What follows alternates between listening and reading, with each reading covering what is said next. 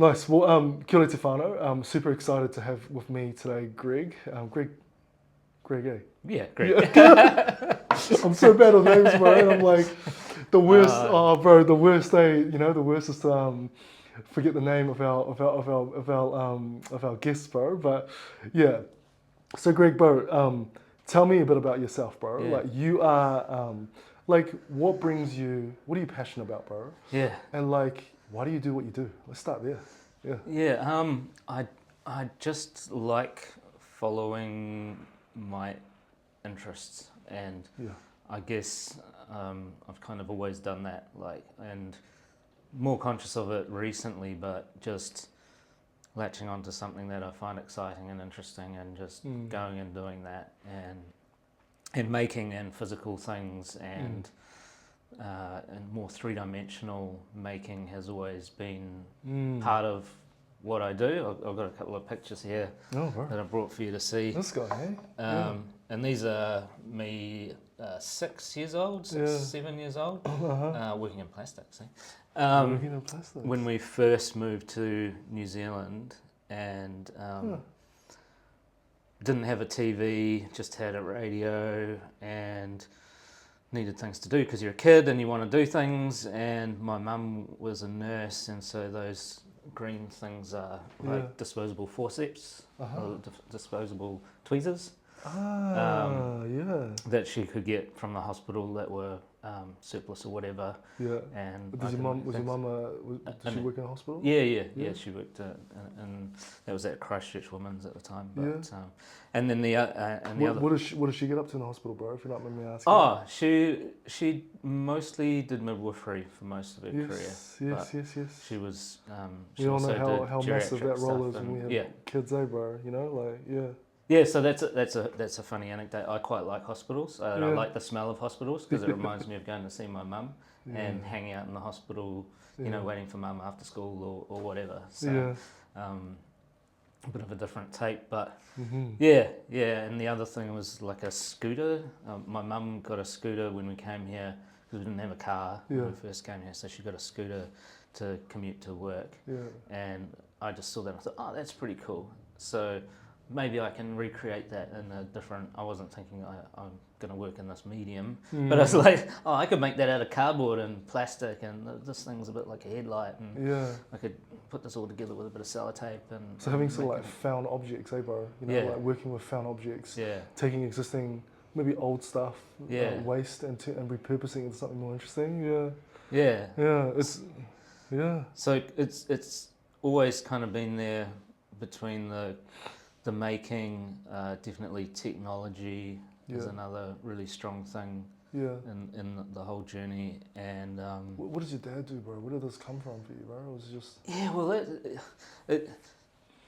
my dad, like I was saying before we started, he was an older dad, right? And so he grew up. You know, he was born in the 1920s.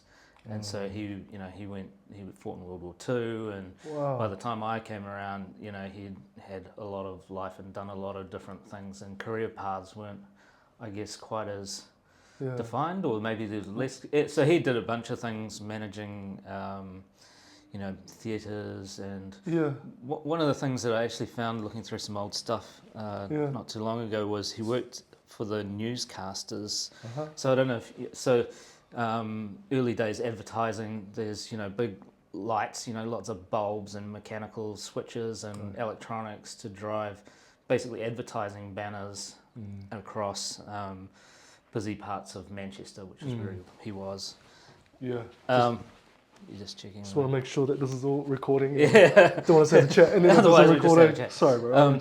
So found his old stuff about newscasting, that job, and so he obviously really loved that because he'd put all of that together and kept it. Because I don't think I've thought to do that about my job. And that's definitely quite creative, but also technical. Sorry, bro. I just can't get over the fact that your dad fought in World War II. Yeah. Wow, bro. Like, how old was he when you were born, bro? So he must have been in his late 50s. He was in his late 50s. Have you got siblings? I do. I've got an older sister who's a full sister, and then there's a bunch of half half siblings and siblings that were from previous relationships with my dad and stuff like that. And it's you got a big family. But also spread out over such a big time that I really only ever lived with my one older sister as a sibling. Yeah, I gotcha. So, So from my dad's side, it was that. He also worked in he did some print advertising thing when I was a kid. I remember he was working on this magazine, which was like a centennial celebration of a thing in South Africa. And he was doing like layout and things for that. But he was also quite entrepreneurial in a sense. He had he used to do like engraving at the local market. Like he had like a kiosk, and he'd we'd go there on the weekends and he'd do engraving and make a bit of money from that. And he was also good at carpentry and that sort of thing. So there's that from that side, and from my mum's side, my mum has always done ceramics. Not at an exhibition kind of level, but at a hobbyist level. She did that for most of her life. And so you would have been influenced and shaped by that a little bit, bro? And I think it's that thing where it doesn't seem like a big ask. It wasn't hard to say, oh, can I get some clay to play with to do this thing? Or I just want to play with some clay, or I want to get some paints or whatever that, or I want to go and cut up some wood in the garage or whatever. That was kind of normal or okay, or wasn't a challenge to get resources. Okay. And so my mum also did a bit of painting, and my grandmother on her side was also a very good painter. Gotcha. So so there's something genetic there, but that's awesome, bro. And what was did your parents encourage you into this journey of making yourself?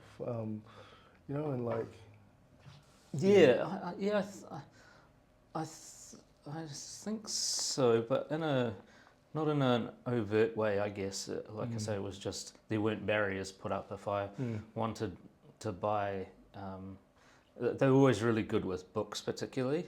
We'd always get, whenever the Scholastic, catalogue came to school, we'd be able to buy books, and I'd often lean more towards the non-fiction ones, or the pop-up books that you punch cards out and make little things out of the books or whatever, or how to do calligraphy or how to sketch, or so they definitely would help with those resources and not stand in the way. But they certainly weren't pushing me in any particular direction like that. But I often find that. I remember, I've always just wondered, because as a kid I grew up painting and drawing, I just remember being like my first year at primary school, and there's different things that you do, but man, when we had to draw that tower, I remember was this old traditional, one of those like Chinese towers that come from ancient China sort of thing. And I just remember being hooked at a very young age. And even as a kid, my friends would sometimes they'll play computer games, and I will play it, and then I'll recreate it in drawing. Yeah, gotcha. Yeah. I just remember really enjoying sort of doing art. And my dad he's by training he's a geologist, but more of a scientist. My mum was like an engineer, and I suppose there's a bit of street to my mum about where that creativity sort of happens. But I've always just wondered. But I mean, I suppose for you, bro, what's one how were you brought up, and is there a particular lesson that you learned as a young fella that still shaped the way that you sort of see the world today? Well, I think definitely being someone who changed, an immigrant, I guess. Whereabouts are you? So I was born in South Africa. Oh, true. Yeah. My mum was born in South Africa, and her parents were born in South Africa, but grandparents were from the UK or Ireland.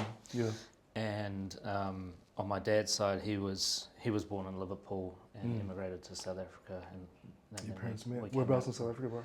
Johannesburg. Oh, that's what Peter's from. Oh, true. Yeah. Still around. Yeah.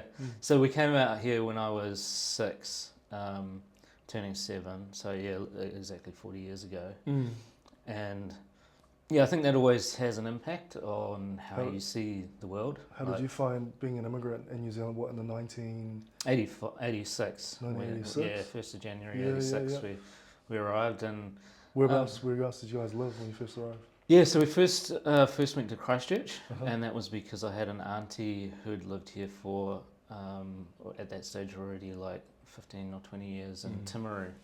And so she kind of helped facilitate it. But yeah, it's kind of wild to think that we're just, neither of my parents have been here before, based on recommendations from my auntie. And my dad met a Māori guy in North Africa in the war, and he was like, oh, you should come to my country. So that literally kind of influenced him to be like, oh well, that guy said I should come, and that's good enough for me. Do you guys still know who that person is? No, wow, idea. We crazy. have no idea. But yeah, so we came out. He met a Māori fella during the war. During the war in North Africa. Wow, and he invited him to Aotearoa, and you guys. So we did, and came out with like just our suitcases, and we had a container which was just like 1 meter cubed of stuff, and so everything else got left behind. And yeah, it's kind of funny, I think, being an immigrant when you don't look foreign necessarily. Yeah, what was that like, bro? 1986, you were 6 or 7, come to Aotearoa. What was Aotearoa like? What was Christchurch like? You know, for your family, you know? Like it was, I really enjoyed Christchurch, and I was really happy to be here. I wasn't sad to leave South Africa, because you're so influenced by just what your family's doing at that point. And I hadn't started school, because you start school later. Johannesburg is pretty wild, bro. It's definitely wild now. Like it was, and the reason we moved was the same reason. You know, the political situation even then was looking untenable. And I mean, it took 10 years to fall apart, or for apartheid to fall. And Nelson Mandela, that was the 90s, right? Yeah, bro? yeah. Wow, so it would have been wild. It would have been at the end of apartheid. Yeah. So it was, when we were there, it was still apartheid. It was, this is the bus for blacks, and this is the bus for whites, and there were no black kids at my school, but we had black people who lived in our house because everybody's got a gardener and a maid, because there's no social welfare. So people who need jobs, everybody of every income can afford to pay someone to help them with their household things. So you've got black people living with you, but then when you go out in the world, you can't go you can't go the same. And that stuff, I mean, it just doesn't make sense. And how much of that do you remember, bro? 86 you came to Aotearoa. That means you would have had at least 6 years in 1980s. What was that like growing up for you, bro, in apartheid South Africa in 1980s? It's funny, because as a kid you're so naive to these things, and you just kind of accept what's in front of you. And I didn't experience any there's individual racism. It's not something that I would have thought of, but that systemic, legislated racism that's there. I don't know. It's really, thinking about it now, it's quite bad, because you just accept it. It's like, black people aren't allowed to go to that beach, but we can. But even in South Africa, there's a difference in being it. So I come from a speaking English background, and then you've got the Afrikaans background, and those are, again, that's hard for people in New Zealand to understand when you say you're from South Africa, and then you say, but I'm English, not Afrikaans, and it's just, we're not used to that in New Zealand, that you have different, those kinds of differences. But yeah, I mean, there's still an aspect of Africa that feels like home. It's a weird thing, but. Only been back once in 1995, and already then it was a lot different, because that was after a lot of the political change, and you could just see, as a teenager at the time, it's like, yeah, this is kind of crazy. This country is kind of whack, you know, like. Yeah, I mean, well, when Nelson Mandela became president, right, he was elected president. Post, so I was growing up in my teenage years, like, you know, you had, as young people, you have heroes, and Yeah. one of my heroes has always been Nelson Mandela, and my best mate, Andy, Yeah. he's a coloured, there's an African South Yeah, African, it's a you know, nice coloured. South African term, yeah. Yeah. So it's, and when I was 19, when I was 19, I visited South Africa for about 6 weeks. Oh, cool. And Yeah. I volunteered for Architecture for Humanity, and I stayed with his whānau where he grew up in the street, so I stayed on the same street, his grandparents, his best mates and stuff. Yeah, yeah. And I was in Cape Town in a suburb called Retreat. Oh, bro, I fondly remember it, man. It's and what I did was I was reading The Long Walk to Freedom. Yeah. As I was going through South Africa, and I was going through all those key point moments in history, where Nelson Mandela had all those historic moments, bro, like went to the prisons and stuff. It was pretty beautiful, like pretty unreal. But also it is, you know, like Cape Town is the best of the best and the worst of the worst, right? Like, you know, got amazing cityscape, beautiful cityscapes, bro, like really wealthy.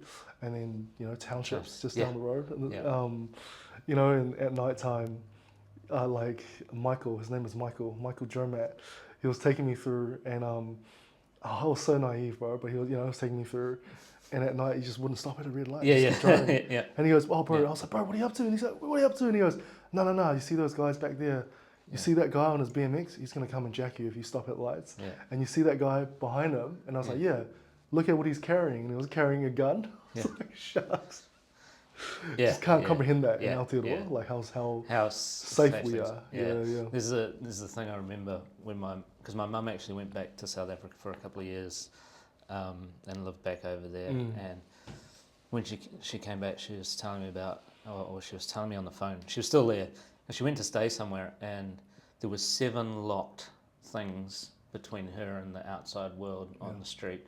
She just wanted to go for a walk, and you had to get through 7 locked barriers to get to the street.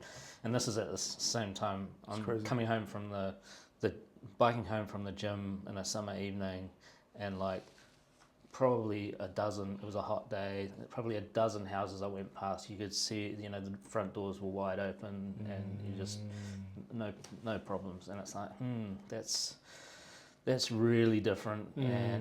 And some people accept it, you know. I've got family there, and it works for them, and they do a lot of trips outside South Africa, and they know all of those risks, and they are happy to navigate them. But for so many people, it's they can be in that space, and then there's a tragedy, and then it puts a different perspective on it. Well, I mean, it's as an immigrant Aotearoa, what was that like for you fellas, bro? I mean, you mentioned that you didn't look, you know, you still look the same as everyone else. It wasn't that really. Did you ever felt different or isolated, bro? You know, like. I think there's something in that. Maybe not isolated, but not ever quite fitting in, because. Like and even being a South African, and then I'm not really interested in rugby, so it's like can't talk to the South Africans, can't talk to the Kiwis about rugby. But you're fair culture kid, that's what they call it, bro. Yeah, same as me. Yeah. So that was all right, but it was never that kind of innate. Born here, raised here. My family's embedded in the culture, that the New Zealand culture at the time, and as that's kind of evolved. So creatively, it's probably a good thing, because it's like, oh, why do they think like that? Why do I think like this? And just getting into that kind of more self-reflection, and then I do think that what is that they call, like, limitation breeds creativity? Like, these often our own experiences, the different experiences, experiencing tension and hardship. Does great for it's massive for our maturity into adults, and our you know, like we were immigrants from China, came to Aotearoa in the 90s. 90s was, you know, Auckland. How old were you? I'm 36. I'm turning 37. We came to Aotearoa when I was 5. I'm turning 6. So it was wild. Like, it was wild, because a big part of my My parents, like many immigrants from China, I would assume. I don't know what it's like from South Africa, but your education and your experiences don't count. Like, yeah, this, Yeah. and then it doesn't matter. Like, it Yeah. doesn't matter if you're a master's of Yeah. engineering, or then my dad ran a jewelry store and he cut diamonds and stuff. It doesn't matter. Yeah, so they went through quite a bit of racism in Aotearoa, and they had to find themselves. You know, in Te Ao Māori they call that reclaim their mana, or find their sort of find their tūranga waiwai, like their place to stand. And so yeah, my upbringing, bro, was just probably seeing my parents go through discrimination, and but I don't want to change that childhood at all, because No. have taught me so many important lessons. Yeah. But yeah, it's definitely that, I do think that there's lessons. It's not easy, but there's lessons to be learned from being different, or feeling a little bit, having a different point of view. Yeah. Yeah. Totally. Yeah, yeah.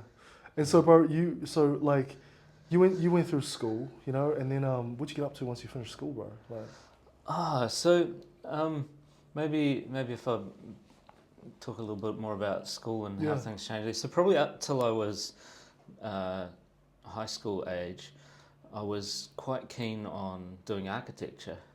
That's I remember sort of getting obsessed with Lockwood homes.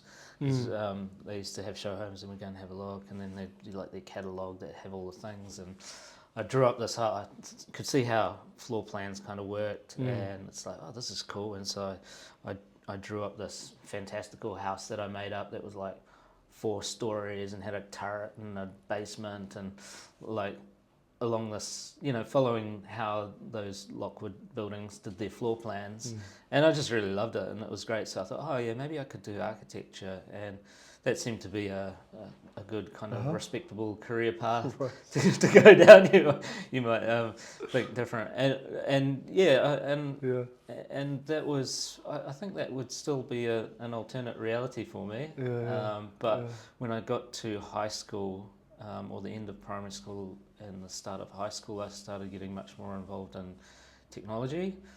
So home computers were starting to become possible, and there were Amiga 500s. What and then was your first computer? My first one was actually a 486 SX25. Okay. which is hilarious, because I only had it for about 24 hours and I'd broken it because I'd done something that I shouldn't have. And so the learning begins. And how old were you, right, when you had your first computer? That must have been like 12. Wow, So started getting more interested in that, and the creative side was still there. I mean, I was always making things. I made like, there were these toys called glow bugs that were like a little plastic glow in the dark toy, and they had a TV show and all of that. And I got all these cardboard boxes that were like tissue boxes. I made like this whole apartment complex for them, and stuck them on the wall. So again, like 3D, right? Like the idea of taking stuff into the 3D. And then as I went through high school, I was really good at graphics and tech drawing. Really enjoyed that. Did really well at it. Flipping loved it. I hear some parallels, bro, between our stories. Oh, really? Yeah. Ironically, never took metalwork at high school. Did woodwork first, third form. Took art all the way through. Did photography in my final year at school, and I really liked that as well. And breaking it down, I think it was because it was technical, because this was like right at the end of analog photography. That's right. So it was a film, regular SLR, no digital, but still a bit of electronics involved in it. And then going in the dark room and using chemicals and timing and lights and the lighting to transfer, and I used so much paper. Gosh, it was like I wasn't, you're learning, right, and you're figuring it out, and made it, and again, there's like some of the other, I've always been interested in cars since I was a little kid. Yeah. And what was your favorite car, bro, as a kid? What's my favorite? Yeah. Oh, that's a difficult one. Let's go with a Lamborghini Countach. That's like classic 80s. Is that what you drove in here today? I wish. And so that's an underlying theme. So my portfolio for 7th form art photography was at Smash Palace, which is Horopito Auto Wreckers, but there's a movie called Smash Palace back in the 70s that was based there. So that's where I did all my photos. And cool, bro. And really liked the photography. And in 6th form, I was looking, because that was when my mum was going back to South Africa. And so one of the thoughts was I could start Polytech early, go at the start of what would be my 7th form year and do design. And I was quite interested in doing like graphic design and maybe product design. And we met with the folks in Wellington. They were like, you probably should really go back and do your 7th form year and decide what you want to do. So I was always sort of straddling that. I really like this tech stuff. I really like art. I really like design. I'm pretty good at those things. Which way shall I go? And then by the time I got through 7th form, I was more involved in the technology side of things. The internet was now, we'd had the internet for a couple of 3 years. And there was, I could see that as a good career path. You could make quite good money in tech, and you could. What was driving you, bro? Like you throughout school for you, and what was your North Star? Did you have a bearing? Like what were some of the things that like that? Like a sense of was there like a direction or a sense of purpose that you felt you were compelled to pursue? And I mean, on the technology and part of the decision of which way I went at that point on the tech side, I always felt like it was a bottomless pit of information, and I just could keep learning, and I loved just learning more and more and more, and that was quite powerful. I don't think I had a particular North Star that I was going for, but it's like, you can do that. And on the creative side, I felt, and it's probably just being a hormonal teenager, it was either I was really on or I was off. And I hadn't found a practice or a process where I could do things. It was hot and cold. I'd feel stuck sometimes and unmotivated, and then other times I'd be on fire and just love it. And so I felt like that was quite risky to go down that path when I thought I could get halfway into a degree and then not be interested, or I wouldn't have that fire. So I don't know what that was about, but that's okay. And probably so at that point I decided to go and study. I did a computer engineering diploma. And that was great. And interestingly, that's where I got to do. It was quite an old school course at the time. And so we did everything: AC, DC, electric theory, analog and digital electronics, really low-level programming stuff, through to there was even a metalwork class as part of that, because back in the early days of computing, you'd have to like fabricate things for big computer systems that had things that needed work done like that. So interesting. So that was cool. And then that was how long, bro? How a few years? 3 years? It was only it was 2 years, and then 2 years in a job to kind of complete it. So it sort of had some in-work component. And that was really good. And at that time, I kind of when I finished up after uni or after doing that diploma and started working, I started getting into bonsai, right? So that's kind of another thing that came in later to fill that creative need. Because I wasn't really doing photography. I wasn't really doing. I was making things, but I was living in smaller places. I didn't have a lot of tools. I was kind of limited. And so bonsai was something I started to get into, and again that that fills both. Did you when you were doing sort of electronic engineering? Did you enjoy it, bro? Did you feel like this is the thing that I'm going to do for? It was kind of easy. Yeah. Because I was just really enjoying it, and again, interestingly, like some of the projects we had to do is like making circuit boards and we had to make a thing called a logic probe, which is for testing testing stuff, and Well, you had a thing. You had a hobby, right? Like a curiosity for bonsai trees. Yeah. Well, you were working full time as a electronics engineer still, and then you were in your own time having a look at bonsai trees to quench your. Yeah. Well, it sort of goes back. So that the first idea of that, obviously, there's the Karate Kid and Mr. Miyagi and where that first kind of planted, but. I had an uncle in South Africa, and when we went over there in '95, he was working on his trees. He was into bonsai, and he was working on his trees. And so I was just sitting there watching, and it's like, man, this is cool. Like, this is like 3D. It's creative. You get to use all these tools. They look really cool. How does this work? And it's that, how does this thing work? Which is the same thing as the tech. It's like, you have to know how it works to be able to use it and to be creative with it. And then like it's a tree, and it's like I know nothing about plants. I didn't even really like getting my hands dirty at that point in the garden or anything like that. It's like, man, I want to create that. How do I do that? And so started on that journey and started getting into bonsai. So like. I mean, you finished uni at the time, bro. You got a pretty mean. Sounds like a pretty mean job, at the in an engineering firm. So started out, I made the decision at that point in time. Mostly, if you wanted to start out in IT at that point, you're going to work on a help desk. That was like the entry level job for everyone, pretty much.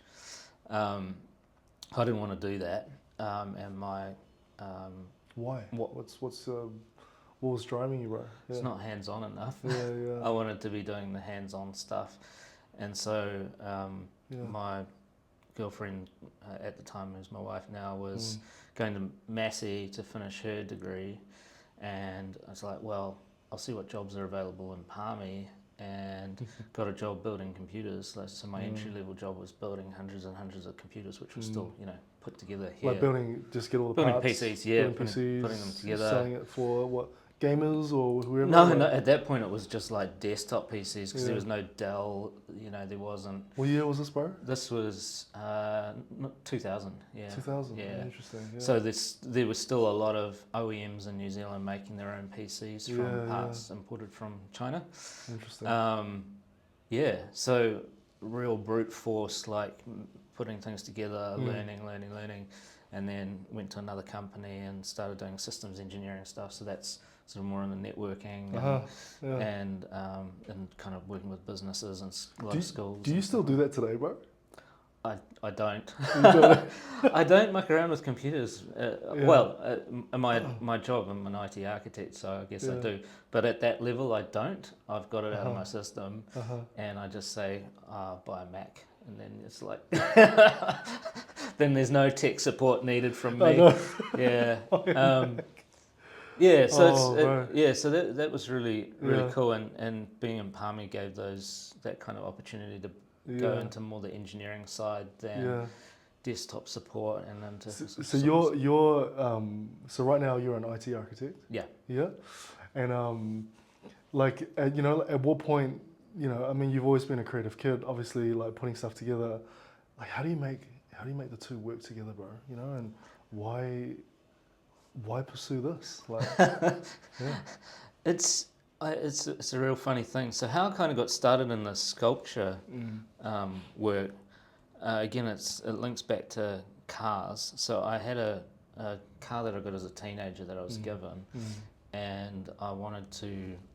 I'd kept it, and I wanted to get it back on the road. And after we'd had kids and things were settling down a little bit in that way, and I needed to learn how to weld to be able to do some of the things to get this car going. So I learned how to weld, went to a course and learned a bit of welding, and it's like, oh man, this is great. I really enjoy doing this, and I like working with sheet steel. And a lot of people don't like that because it's quite hard to weld. Because you can blow through it easily and and warping and steel. Yeah.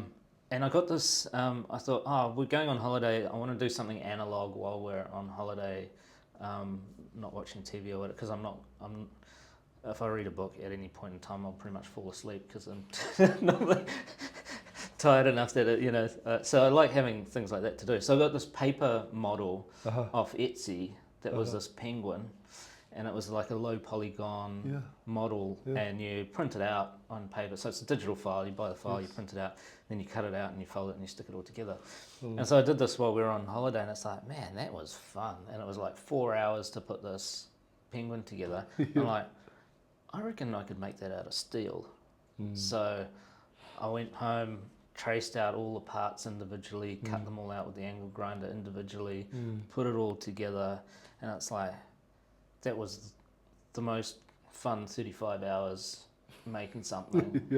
But it's mad because it's a penguin. And it's like, it's funny because this is kind of a vulnerable thing. I felt a bit silly. Like, why am I doing this? Why am I making a penguin out of steel? It's almost a little bit embarrassed to say, oh, why what is this thing. I don't know. Why do you feel like it's embarrassing? I don't know. Yeah, okay. Yeah. It just seemed kind of frivolous or something. Yeah, okay. But in the end, that was where it kind of all started because I showed people, I was like, oh, look at this thing I made. Check out my steel penguin. And people are like, well, that's amazing. That's like really cool. How and why and what's that? And the response was so positive that I thought. Who did you show, bro, in that early? Anyone and everyone who would, my bonsai mates. And I took it to work. Took this penguin under my arm to work. Photos of it on Instagram, bro? Yeah, it is. Yeah. We're gonna check it out. You got to scroll down a bit, but it's there. And the feedback was just so positive. But I didn't like that I didn't design it. So it was a copy of this model that I'd bought off Etsy. So I was like, okay, how do people make these things? Like, how do you make that paper model, and then how can I do that? So figured out what software people typically use, and there's a couple of key tools that I use and a lot of people do. But I also had to learn how to use them. Yes. And so like this rocket and the first rocket I did was just drawn up by hand using my old tech drawing skills because learning CAD software is you would have done quite a bit of that. Yeah, like it's a steep learning curve. And things like Blender are just there's so much there. Yeah, Blender's overwhelming. It's overwhelming, and I only use 1% of it. So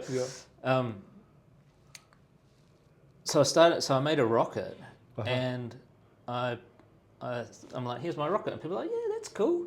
That's really cool too. That's like your penguin, but it's a rocket. That's really neat. So I thought, I wonder if I could sell this. Okay. Because then I could get some money and make another thing. Yeah. Right. Because I didn't want to be dipping into. And you were just working on your full-time job. Still just doing my IT. job. Yeah. And you had this. You started making a penguin, and you go, okay. And so I put the rocket up on this website called Saatchi Art. Okay. Which is an American art kind of site where you can... Saatchi? Saatchi and Saatchi's? No, same word, but just the one Saatchi. Just the one. Yeah. Okay. And as it turned out, they were doing a promotion on things based on the 60th anniversary of the moon landing. And so my rocket got a bit of love from the algorithm, and somebody bought it. Because I was looking at the sculptures on there, like, I've got no idea. What did you sell it for, bro? $1,000 US. $1,000. How big was it? Same as that. Wow, that's cool. And I was like, was that validating? Like people actually pay money for this. Like, so I was like, well, it cost me this much to make, and it was fun, and I sold it for this. Okay. Well, could I do that again? And how many years ago was this, bro? When you did your first? So this is like it must be 2018. 2018, yeah. Is that 60 years from the anniversary of the moon landing? Yeah, maybe. Yeah, 68. We need to go watch that Hail Mary. So that was really, like you say, validating, and it's like, well, what can I do next? And so how big was that rocket? Can I ask? Yeah, so it's 30 centimeters, this same one? size as that. Okay. But I'm looking at these other things on Saatchi, and I'm like, do people really pay $30,000, $40,000 for a sculpture? Is that really a thing? Like, I had no idea what things were worth. Yeah. But I was like, oh, well, I'll try and make some other things. So going back into the software and learning and making things and getting to learn how to make more complex things. And I made this low poly polar bear for my wife for a present, and it's kind of a bigger one. Wow. Out of steel? Steel, yeah, just mild steel panel. Okay, hang on a minute, bro. You make this thing for your wife. What's her reaction? She loves it. Loves it, eh? She loves it, yeah. Where does she put it, bro? At the moment, it's just sitting in the middle of the living room. Oh, cool, bro. That's awesome. Yeah. But that was, at that point, I'd realised, okay, what I need to do is get things laser cut, because it's insanity. Or it's not possible to be accurate enough with an angle grinder. And what was your joining technique when you make these low polys? Do you just still do spot welds like this? Yeah, so that the polar bear was. Yeah. So that was. How are we going for time? I'm just looking. Oh, no, you keep talking. I'm looking at your Instagram, bro. Oh, okay. Yeah. So that was really fun, and I was showing people at work, and the next kind of big door opening was. I think, bro, when we turn these into little videos, as you tell your story, bro, we're gonna cut some of those. Some of those pictures. Some of those pictures in, bro. It's just fun, funky.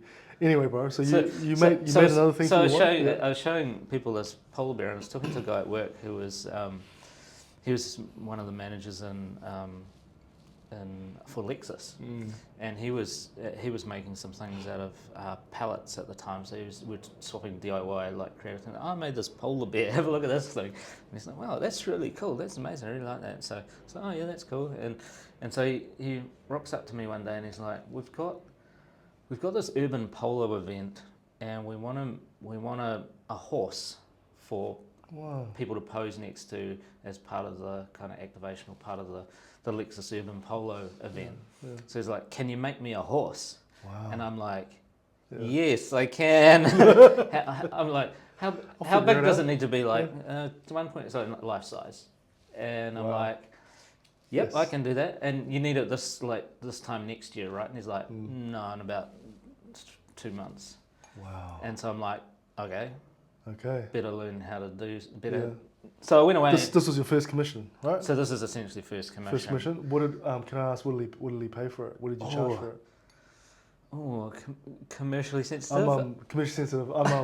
Don't worry, bro. If it's too sensitive, I'm just No, I think as an entrepreneur, I'm all about the hustle and numbers. Yeah. I love hearing that stuff. So I'll tell you what my goal was. My goal was if I could make $1,000 net off this thing, then I could. Then that was another milestone, because I didn't make $1,000 off the rocket. Yeah. So I came up with a design. 3D printing is quite a big part of my process. So I was able to go, here's the thing, here's a design that I can do in the time frame you want for the budget you've got, and I can make it happen. Yeah. Do you want to do it? So he was like, yep, cool, let's go. Yeah. So managed to get that done. And that was at the start of 2020. You said it was a 3D printer, or was it? So again, it was steel.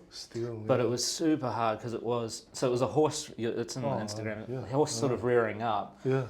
And it's like an outline of a horse. Again, sort of lots of straight lines and. That's it. Oh, that's the rusty one. But it's that same shape, but it is. It's a pony rather than a horse. So it's got a short polo pony tail and no mane, and then it's got Lexus has this pattern called the spindle grill, which they use, and so it had the spindle grill pattern on the inside of it, in blue. I think there's a time lapse of me. Oh yeah, that's the glass version of the polar bear. It's a glass polar bear, bro. It's mean. Yeah. Okay. So that was like, okay, that's cool. Lexus is a good brand. Yeah. It was and then so it ended up being painted in automotive paint in a Lexus color, and so I had to get someone else to do that, and so it's like cool. And you made your milestone. Made that milestone. Fantastic. And once I had that design, it's like that rusty horse that you saw. Yeah. I was like, that was the one. That was the original design, but then we Yeah, changed it to a polo pony, so Okay. it fitted because there's some subtle things about that. So what was going through your mind, bro? You've done this, you figure it out. You try some new processes, bro. What was going through your mind? I mean, this is what your first commission, Yeah, third sculpture, fourth sculpture. yeah, something like that. That's pretty good, Yeah, bro. That's pretty yeah. cool. And what was going through your mind at this stage? You finished this project, yeah. It's like, man, that was actually quite stressful because there were some parts of it that, managing other people to do paint work Yeah. and tight timelines and Did you build this? Where did you build this horse? In your garage? yeah, Yeah. like it was scaled so it would just fit. Like it only just fit standing up. Wow, bro. And so I'm having to learn Yeah. all of these hard skills of Yes. welding and working with sheet metal, and Yes. at the same time, I didn't have all my techniques completely nailed down. It's completely Yes. different kind of welding because it's all going to be seam welded this time. It's not just spots.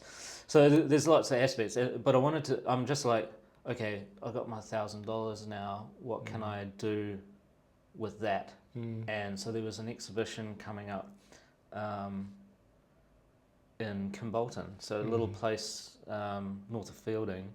They have this awesome sculpture festival that's sort of geared around actually mental health in rural communities, Okay, bro. but it's also really well supported. They have like 5,000 people through on the day, and they have prizes and they have so it's like, okay, well, I can put this horse in that sculpture festival as that rusty one because it's rural themed, it's all of that.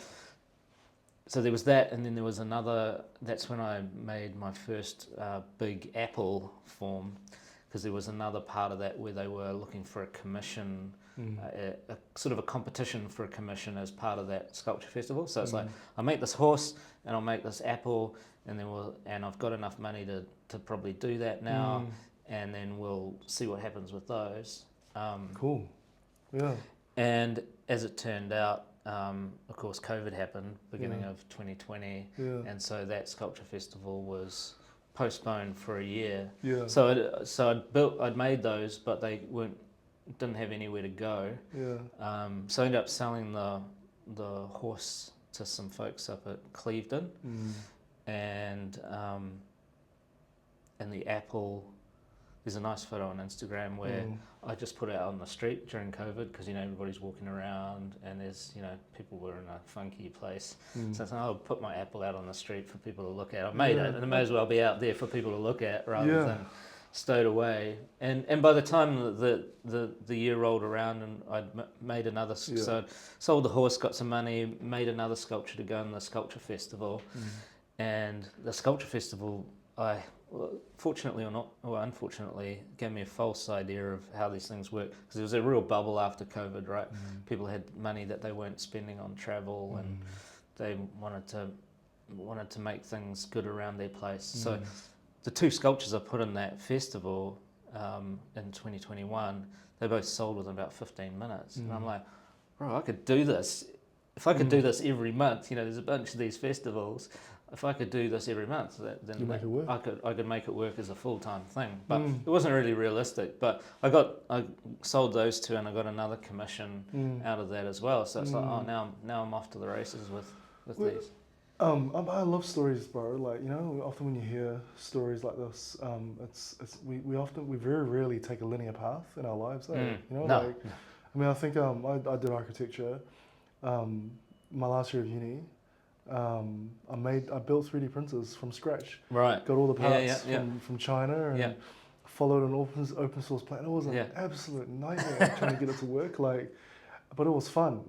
So I didn't know how to do electronics. I had a friend of mine who knew a little bit about how to wire it all up, and I was like, okay, well, if I don't follow the diagram, this thing isn't going to work, kind of thing. And so we're sort of like, so it's this journey even into entrepreneurship. Like I study architecture, but it's 5-year degree just to quit my job in 10 months and go, I don't think this is for me, and build a business instead. We're building this business instead.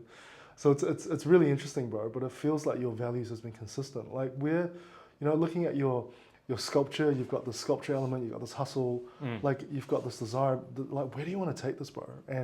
Or maybe better, what is the story you want to tell with the works that you produce? Yeah, that's a good question, because I guess initially it was just expressing. It wasn't so conceptual, but as I've gone along, oftentimes even within making one work, you're in there for hours and hours in your own head on the end of an angle grinder. You're thinking a lot about stuff, and I find it really interesting. What do you think about, bro? I mean, in those moments, I mean, I would assume it can be either meditative or just managing through the storms in your head. But yeah. Yeah. I will take a little sidetrack on that one, but yeah, when I was working on that horse, I was like, I should probably go and have some food soon. I was grinding away, or welding. No, I was welding. I was welding away, and it's like, I should probably stop and get something to eat. And I realised I've been welding for like 5 hours straight, and I hadn't even stopped to think about eating. It's like, oh, that's interesting. That's cool. This is obviously like something that's really working for me. So that kind of real flow state thing when you're doing that type of thing. Yeah.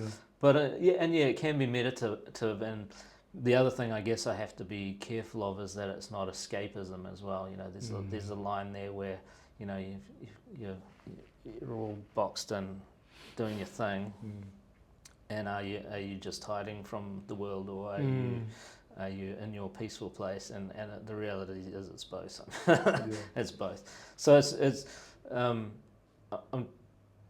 trying to be. I'm actually getting more conceptual about my work as I go along, because there's some things that I've learned along the way that just really fascinate me, and I'm fascinated to push it even further. So the example is the apple.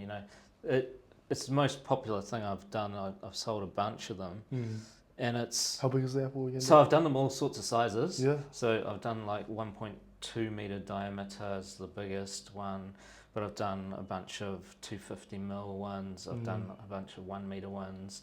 I've done a couple in between, and I've done glass ones. I've done bronze ones, little bronze ones, and what I love about that is a really simple example of.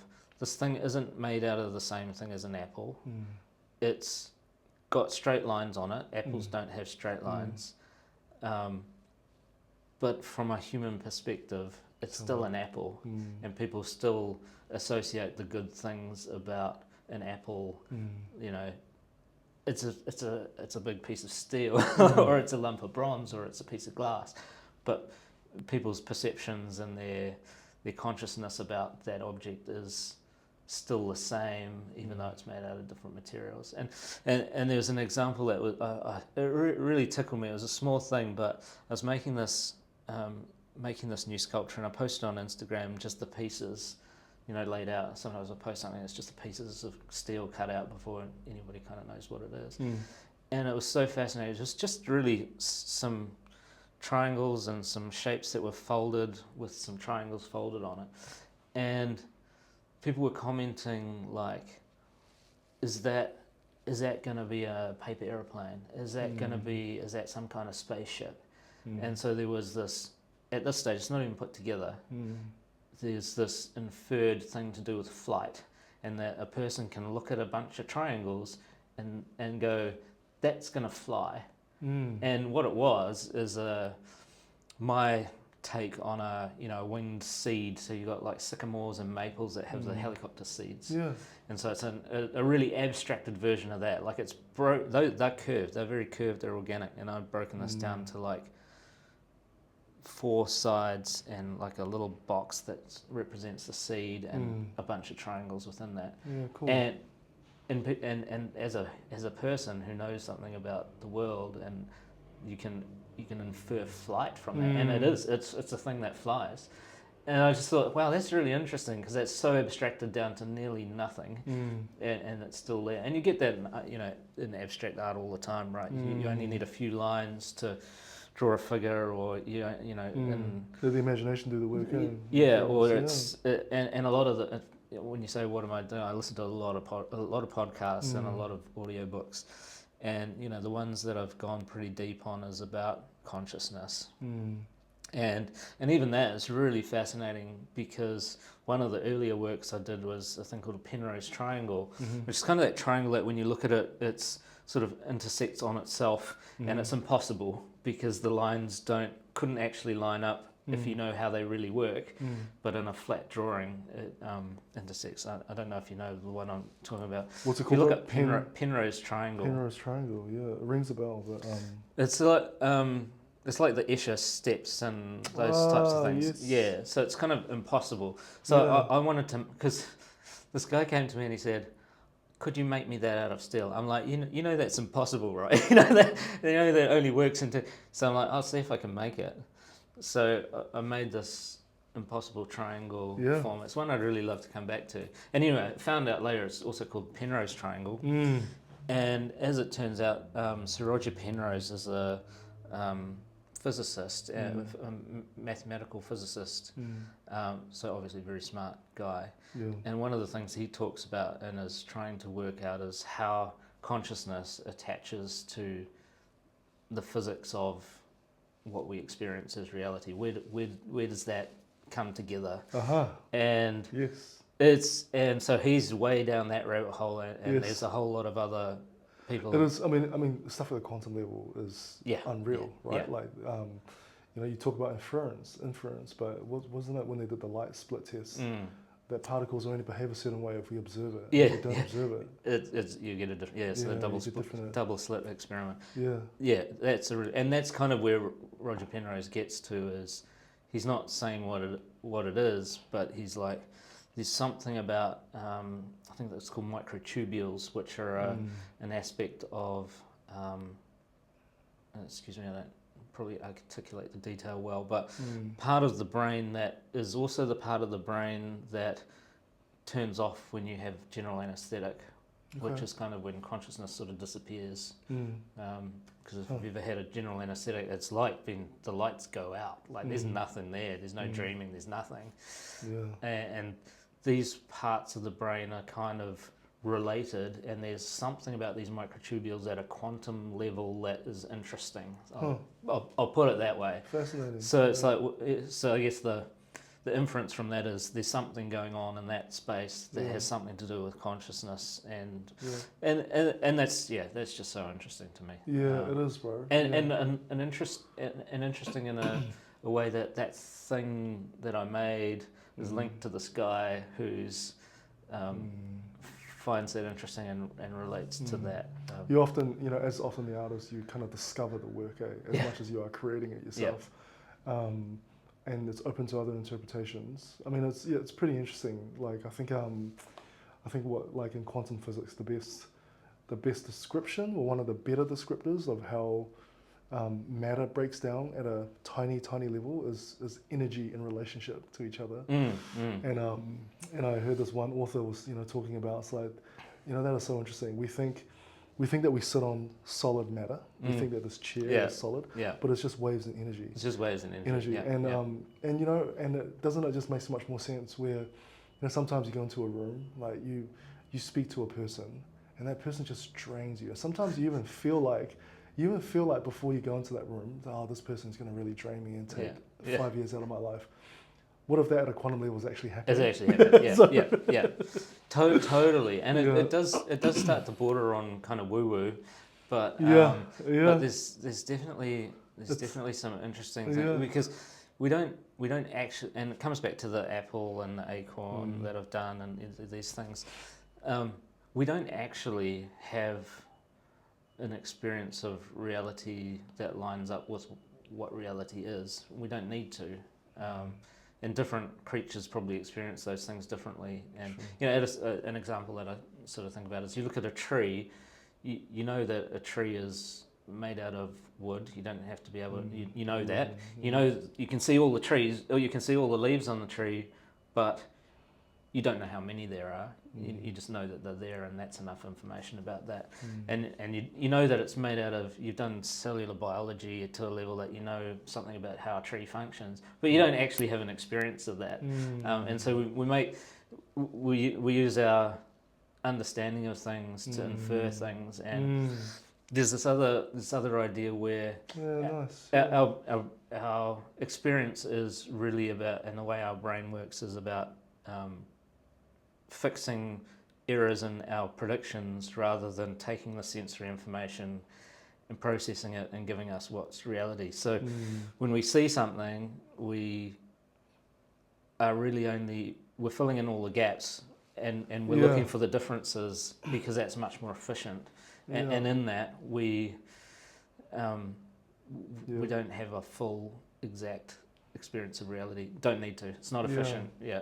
I've always wondered. I remember as young as I can remember, like being, I don't know, 5 or 3, like just asking this question is like, why am I experiencing?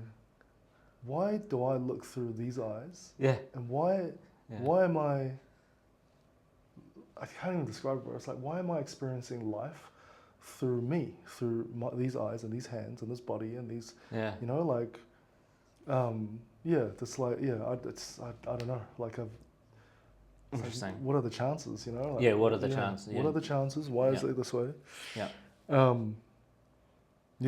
This is I love it, bro. I love it. Love the work that you do. Makes sense, eh? And I mean, maybe there's an area in your work, it's like it's our ability to infer, to make sense of the natural world around us, and the view of lines. I wonder if there's a medium, even to take that broader, from a sculpture to something, a combination of something that's sculpture and digital that's experienced, to a more of an experience as well. Yeah. So I don't know where that goes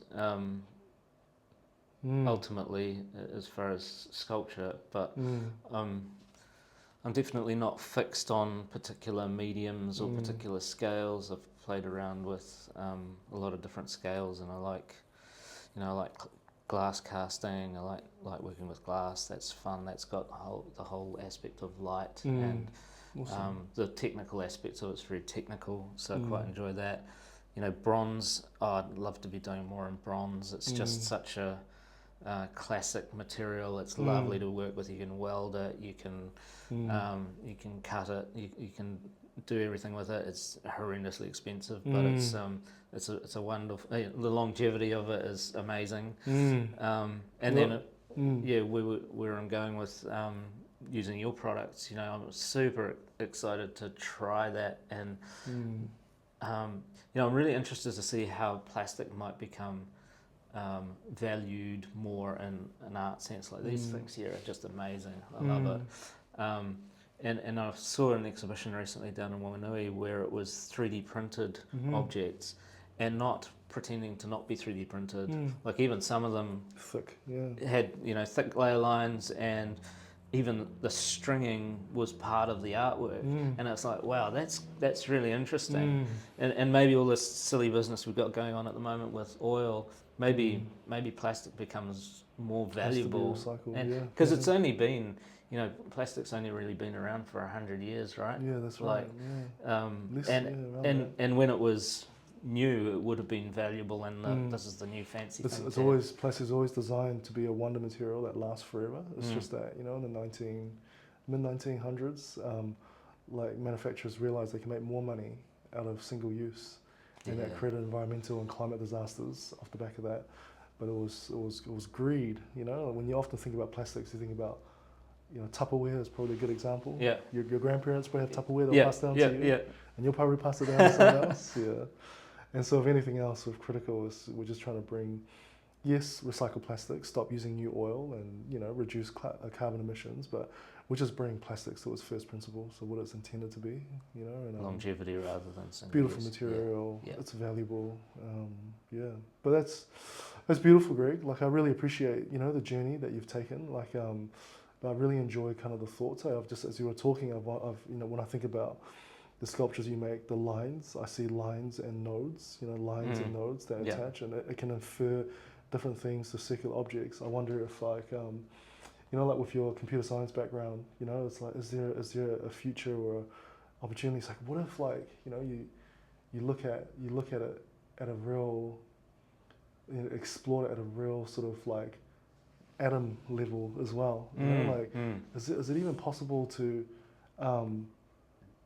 deconstruct matter? You know, looking at steel or bronze, but is it possible to break bronze up into its separate elements on the period? You know, like, is bronze is a mix of different alloys, right? Yeah. It's copper and tin. Yeah. Copper and tin, yeah. It's like, is there almost a way to deconstruct the particles and to represent that, or to make that into an experience? Yeah. Anyway, bro, it's got me thinking. There's limitless possibilities, and that's what's exciting. And just I don't know what the next thing's going to be. And that's often that creative path, isn't it, bro?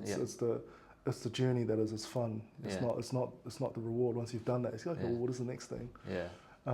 It is the journey of discovery. That I'm assuming that's what keeps you going. Yeah, absolutely. Yeah.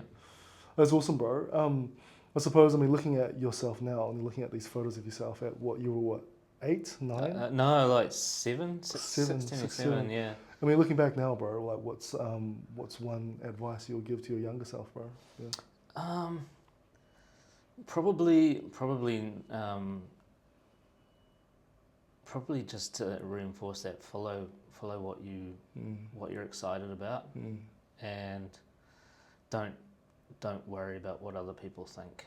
You know, there's that benefit of getting older where you stop caring what other people think of you, and you know, like I said, feeling a little bit funny about making something. But at that time, that was kind of when all of that stuff dropped away, and it's like, I don't care what anybody thinks about, because and so that would be something that maybe I would encourage my younger self to do that, and to probably keep that balance of more creative stuff. I think when I've gone away from it, things I've not been in as good a place when I haven't been doing the creative stuff. So almost like when I was thinking as a teenager, and it's like, I can't find my flow all the time for doing creative stuff. It's like, well, that's the thing you need to focus on, is figuring out how to get into that, and then you'll have that all the time, and it won't fall away. So that's wonderful, bro. Well, kia ora, Greg. Really appreciate your time on the podcast, bro. And can't wait to see. You're currently working on a piece of sculpture using clean stone for Botanical Gardens. Yeah, bro. Can't wait to see what that. Take my kids there and go check it out. It's going to get. Are people able to touch that, bro? When it's made, or is it going to be? It's going to be in the pond. So it's going to be floating above the pond. So unfortunately, people won't be able to touch it. But fortunately, people won't be able to touch it. Yeah, that's all right. And it's great. It's a great event because it's free. There's hundreds of thousands of people, visitors over the months that are there. Crazy. And everybody gets to enjoy the sculptures. And there's so many. There's already a lot of great permanent sculptures there. It's a really wonderful facility that Auckland has, and all of the people involved, and the artists that are there this year, and the sculptures that are going to be there. It's all such good stuff, so good, and for people to be able to enjoy it, whether you're interested in art or not. Most of the people are just there to visit the gardens and have a look, and it's beautiful, bro. Yeah, we can't wait to see it, man. And thanks for coming out, bro. Keep exploring, bro. I feel like this is a good metaphor for your journey, bro. Exploring, exploratory. I'm looking at this, bro, and I don't know if this is gonna be in the podcast or not, but I had this dream, this reoccurring, well, not reoccurring, but it's a very vivid dream. And I'm Christian, bro, so I'm often, I often believe, I believe that my life is in service of greater purpose, not due by my own power.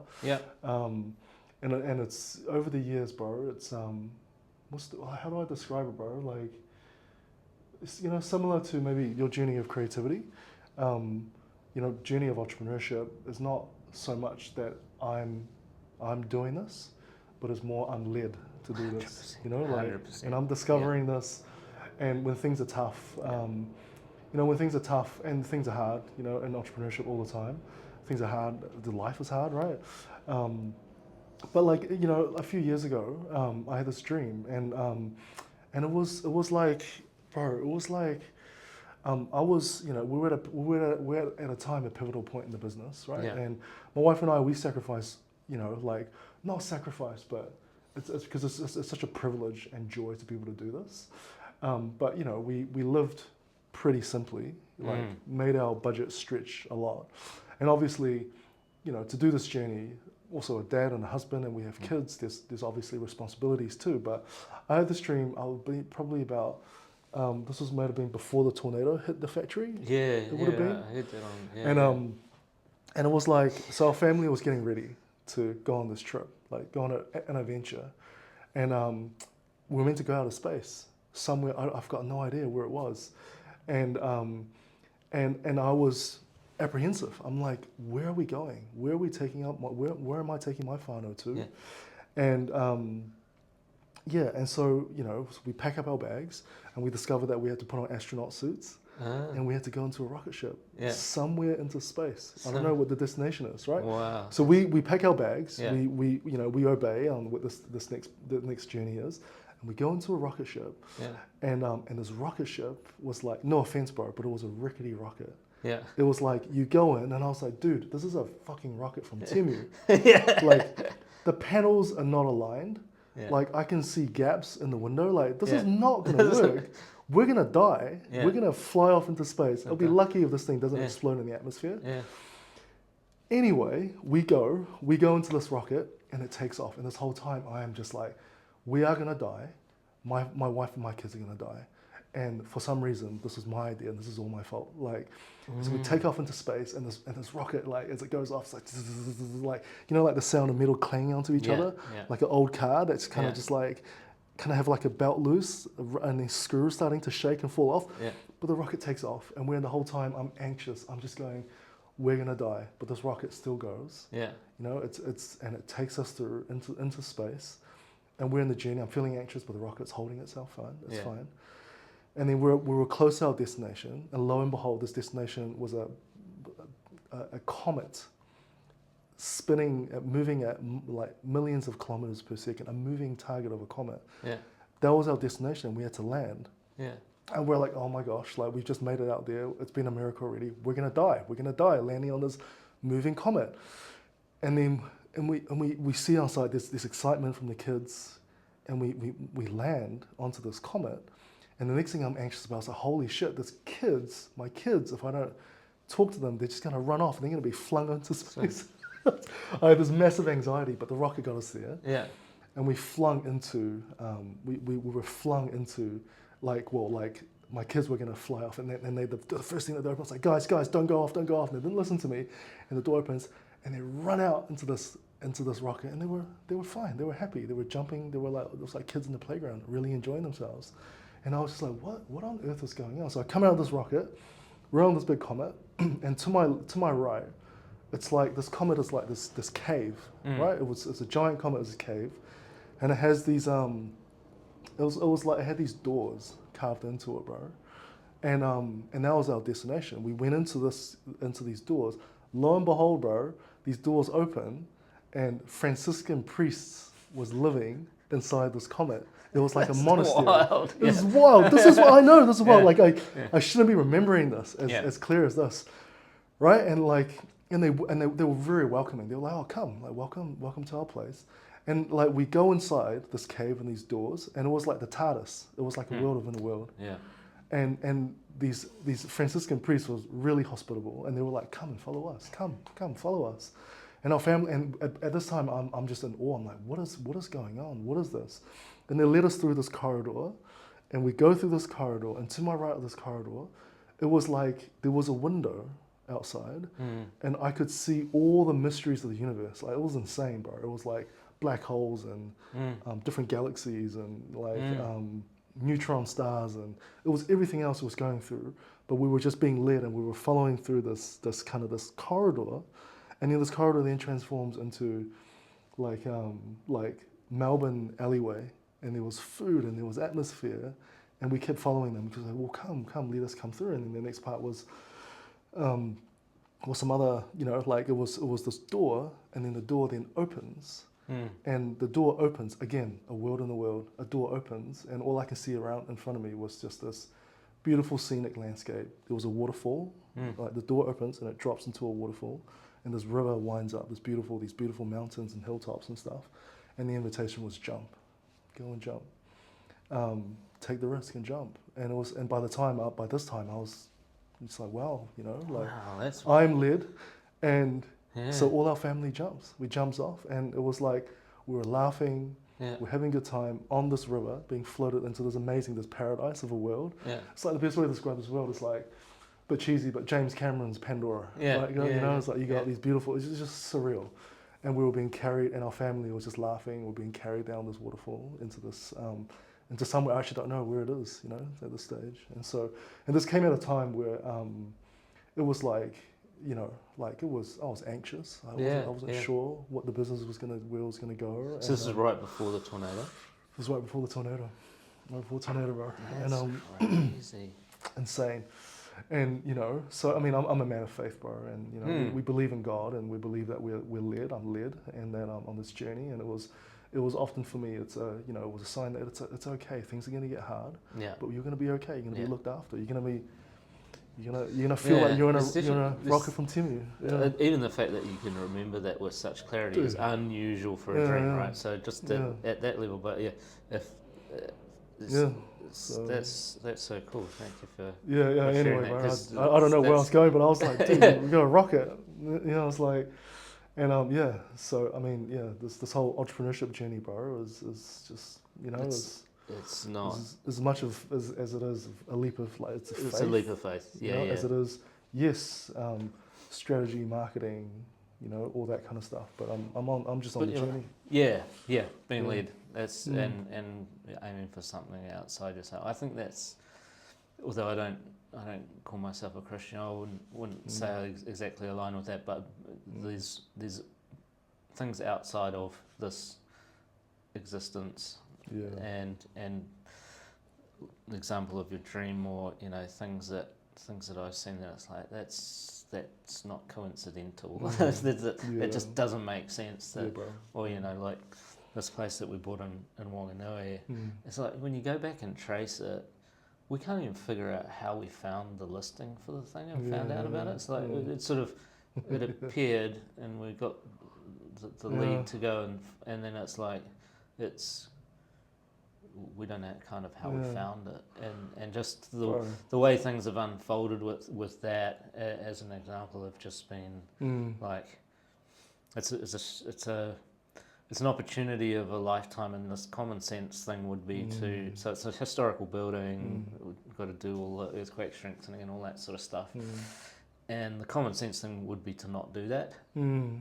But we've just been like one step at a time, we bought it, and then we find out the next little bit, and then we find out the next little bit. And there's no option to turn around and go back or to stop. That's not really an option. But and that's the thing, right, bro? Like it's at the heart of it all, bro. Like it's, you know, we make decisions that doesn't make sense, doesn't feel reasonable. There's as you say, there's whether what your orientation or view is, like there is something, you know, beyond us, or what we have in front of us, you know, and like my wife and I have just had crazy, like, you know, we took some risks in our 20s, bro. We knew that, you know, being married together, and it was just like get to spaces where there's just times where like, okay, that contract didn't come through. Yeah. I'm not sure how we're going to pay rent in the next if that doesn't come through until something happens, or we get an anonymous koha from someone. Yeah. You know, it's just like what, like, yeah. So it takes a certain you need to have that kind of faith in things will work out right to keep going in those moments, because things can always, you think things can drop away or things will sort of, but if you just know that something else will come along, I mean, bro. So anyway, bro, so that's, appreciate you coming over, bro. Appreciate you bringing this, and wasn't expecting that to trigger that story for me, bro. Yeah, it was awesome. Yeah, it was awesome, cool. bro. Cool to hear. Yeah. Sure, brother. Thanks, bro. Well, thank you. Good to see you, man. Thanks for coming out. Yeah.